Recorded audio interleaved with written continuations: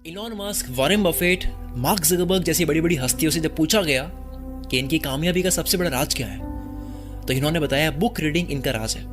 किताबों को पढ़ना इनका राज है। पर शायद आपको उन किताबों के नाम नहीं पता होंगे जिनको पढ़कर आज ये दुनिया के सबसे पावरफुल लोग बने हैं।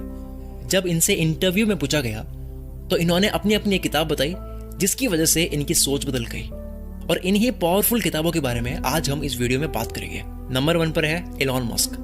सबसे पहले हम आते हैं करंट टाइम के सबसे ट्रेंडिंग आदमी पर जो दुनिया को इम्पॉसिबल लगने वाले आइडियाज पर काम करने के लिए बहुत फेमस है। Elon Musk SpaceX company start करने का पूरा क्रेडिट और मंगल ग्रह को रहने लायक बनाने का जो आइडिया उनके दिमाग में आया था, तो वो जिस बुक को पढ़कर आया था उसका पूरा क्रेडिट द फाउंडेशन सीरीज को देते हैं, जिसे इजाक असीमोव ने लिखा था। ये एक साइंस फिक्शन नॉवेल की सीरीज है जो 1950 के आसपास पब्लिश हुई थी। इस बुक में हरी सेल्डन नाम के एक मैथमेटिशियन होते हैं जो अपनी गणित की कैलकुलेशन से दुनिया के अंत होने का पता लगाते हैं और फिर दुनिया को बचाने के लिए साइंटिस्ट और इंजीनियर लोगों की टीम तैयार करते हैं और उन साइंटिस्ट और इंजीनियर लोगों की टीम को वो फाउंडेशन का नाम देते हैं। 2013 में गार्डियन मैगजीन नाम के एक इंटरव्यू में इलॉन मस्क ने बताया कि अगर दुनिया में कभी कोई तबाही का दिन आया या कोई एस्टेरॉयड टकराने की नौबत आई तो हमें एक दूसरी दुनिया तैयार रखनी चाहिए जहां हम यहाँ के लोगों को ट्रांसफर कर सके और इंसानों को खत्म होने से बचा सके।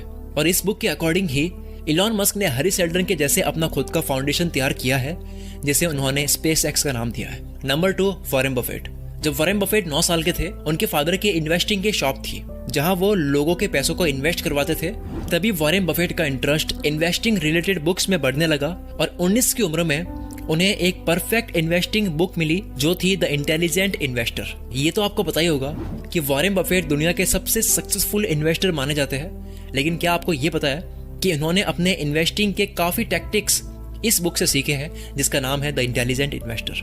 इस बुक को स्टॉक मार्केट की बाइबल कहा जाता है जिसे बेंजामिन ग्राहम ने लिखा था। ग्राहम ने इस बुक में वैल्यू इन्वेस्टिंग की फिलॉसफी के बारे में लिखा है।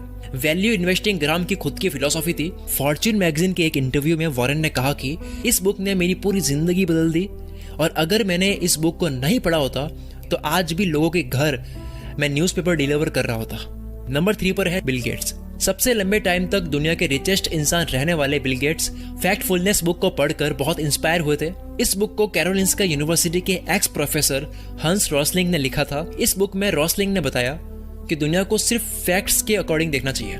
इस बुक के बारे में बिल गेट्स ने खुद अपने ब्लॉग gatesnotes.com पर बताया है कि कैसे हंस रॉसलिंग ने दुनिया को इनकम के अकॉर्डिंग 4 भागों में बांटा है और कैसे दुनिया एक ही टाइम में अच्छी और बुरी दोनों हो सकती है। नंबर 4 पर है जैक डॉर्सी।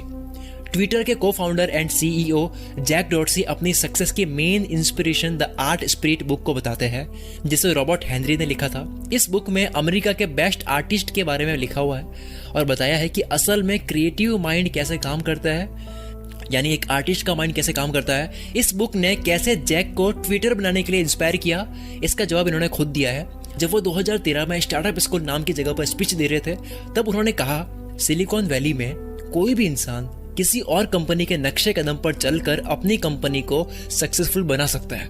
यानी कि वहां पर पहले से जो कंपनीज है अगर आप उनके देखा देखी भी कर लोगे, उनके जैसे प्रोडक्ट्स भी बना लोगे, तब भी आप सक्सेसफुल बन जाओगे।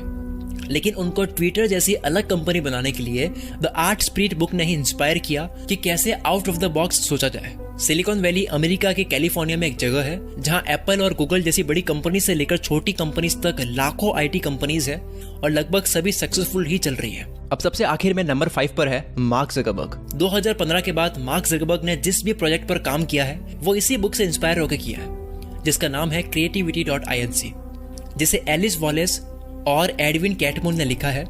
एडविन कैटमुल पिक्सर एनिमेशन के को फाउंडर थे और 20 साल तक प्रेसिडेंट भी रह चुके थे और इन्होंने इस बुक में अपना 20 सालों का क्रिएटिविटी और लीडरशिप का एक्सपीरियंस डाला है। ये बात थोड़ी सी हैरान कर देने वाली है कि मार्क ज़करबर्ग ने अपने आप को ये चैलेंज दिया था कि वो 1 महीने में 2 बुक्स पढ़ेंगे और ऐसा वो 1 साल तक करेंगे।